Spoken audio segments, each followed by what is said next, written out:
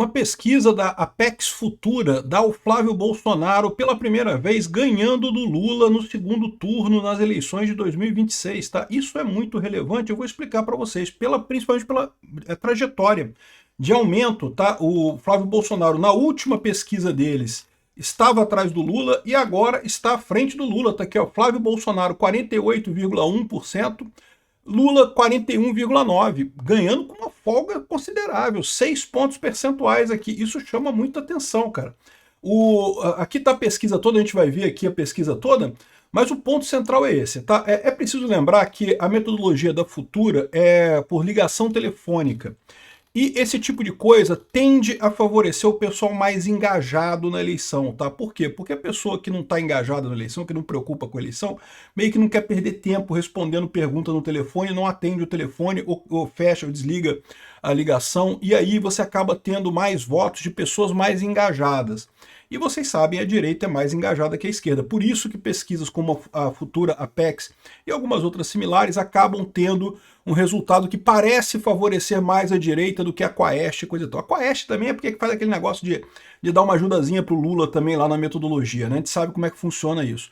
Mas, de qualquer forma, é impressionante o crescimento do Flávio Bolsonaro nesse caso. Vamos entender essa situação aqui e vamos falar um pouco também sobre a organização do Flávio Bolsonaro na campanha dele. Ele vai colocar o Rogério Marinho, do Rio Grande do Norte, como coordenador da campanha dele, é uma posição importante.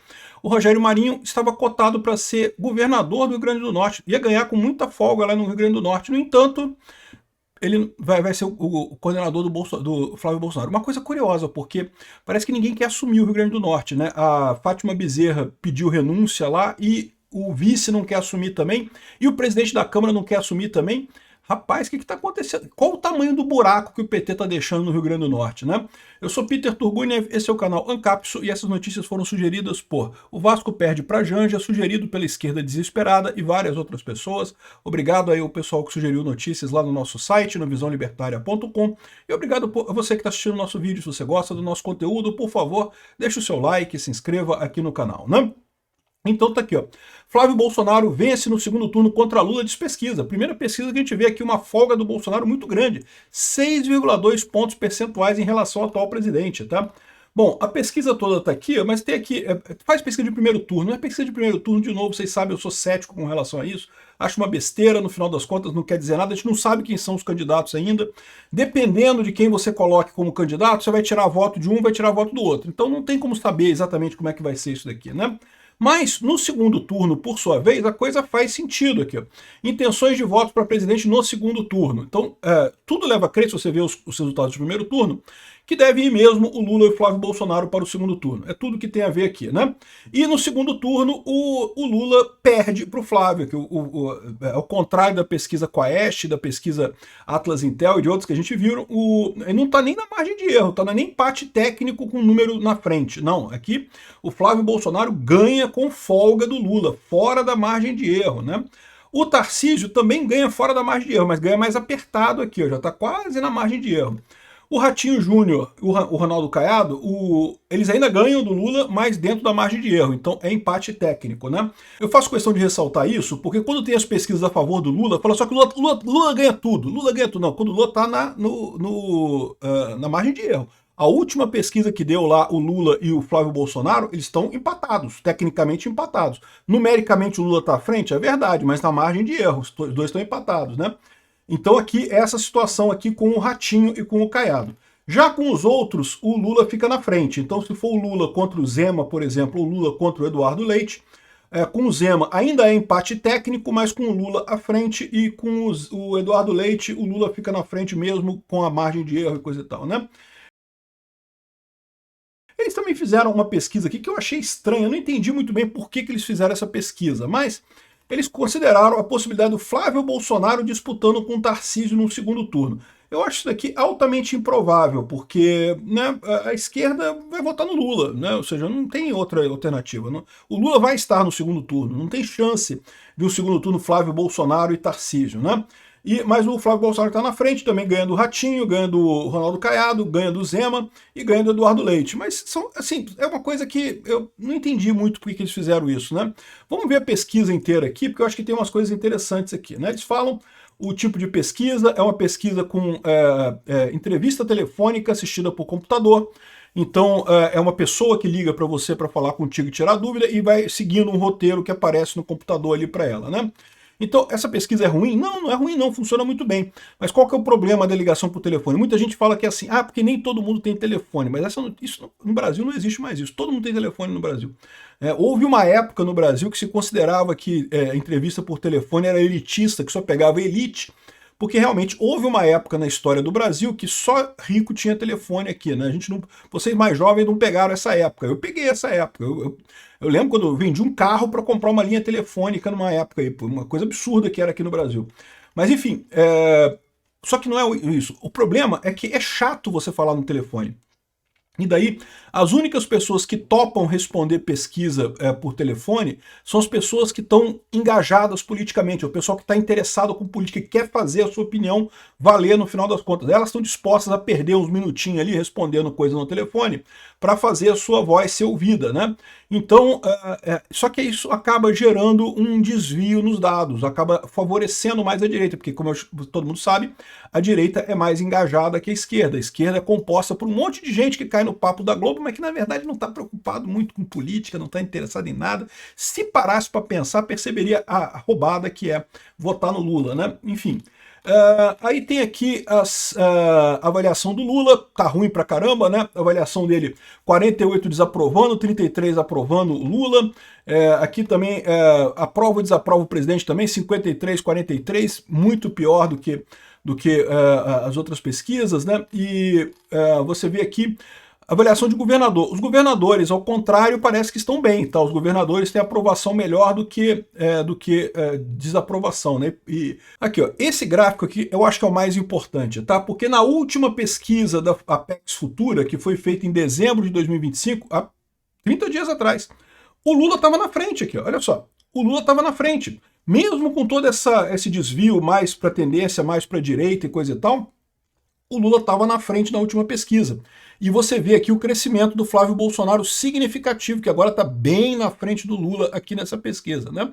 E eu suspeito que o Flávio Bolsonaro ainda vai crescer mais, tá? À medida que o pessoal for conhecendo o Flávio Bolsonaro fala bem, o Flávio Bolsonaro tem posições mais moderadas que o Bolsonaro. Eu tenho certeza que o Flávio Bolsonaro vai agradar o eleitor brasileiro. Então, essa situação aqui, isso aqui tende a aumentar essa coisa. E, inclusive, nas pesquisas favoráveis à esquerda, da Quaest, da Datafolha, que também tem esses desvios para a esquerda, mesmo lá você vê o Flávio crescendo. Ou seja, uma coisa é inegável, o Flávio está crescendo nas pesquisas, tá? E está crescendo muito, né? Repara que ele subiu aqui de 41,6 para 48 e ainda tirou mais um ponto do Lula aqui, ou seja, mais uma vez teve um aumento aqui, tirou quase 10 pontos aqui de diferença do Lula aqui, o que é significativo, né? O Tarcísio também continua bem aqui. E aí tem os outros presidentes aqui, mas eu acho que é besteira ficar vendo esses outros presidentes, porque os outros candidatos, né? Porque vai ser o Flávio mesmo, não tem mais o que dizer, né? E com relação à rejeição, né? Eles colocaram aqui a rejeição do Flávio Bolsonaro, que é 43, alguma coisa aqui, que é muito menor que a do Lula. A do Lula é a maior de todas, 51% de rejeição. Então isso aqui é ótimo para o Flávio Bolsonaro. É verdade, os outros candidatos tinham rejeição menor, inclusive o Tarcísio tinha rejeição muito menor. Não tenha dúvida, é um problema, é mais fácil você eleger alguém com rejeição menor, mas o Flávio não está ruim não, o Flávio está bem abaixo aqui do resto do pessoal, então assim, a chance é muito boa nessa história, né? Outra coisa impressionante nessa pesquisa aqui, bem interessante mesmo, é a questão da Lava Jato. Fizeram perguntas sobre a Lava Jato, né? E o que acontece nesse caso? Com essa coisa toda do Banco Master, essa eleição tende a ser focada em corrupção. Olha que coisa, né? Os dois temas que estão mais em voga para 2026 é a segurança pública e corrupção. São dois temas que o Lula é muito ruim e que o Flávio Bolsonaro pode acrescentar bastante, né? Aqui, ó, entre as opções abaixo, qual representa o melhor que você pensa sobre Lula e a Lava Jato? O Lula foi responsável por um grande esquema de corrupção. É isso aí, todo mundo sabe disso. Mas o STF absolveu ele. Não absolveu coisa nenhuma. O STF anulou o processo. Não absolveu o Lula, né? E mesmo dessa forma, né, você pode dizer, não pode dizer que ele é culpado da corrupção. Pô, peraí, olha as provas todas lá. Eu posso fazer o meu juízo particular de valor de dizer que o Lula foi corrupto mesmo. Eu acho que tem prova mais do que o suficiente para dizer que o Lula foi corrupto, né? Ah, foi vítima de perseguição política. Tem lá os petistas enrustidos que continuam vendo isso daqui, né? Cometeu erros, mas merece uma segunda chance. Enfim, tá o pessoal aqui com 12% também. É culpado, mas em 2022 não havia opção melhor. Aqui é o pessoal da isentosfera que votou no Lula em 2022. Eu vou te falar um negócio. Que tristeza esse pessoal, cara. Olha o tamanho da merda que eles fizeram com a gente.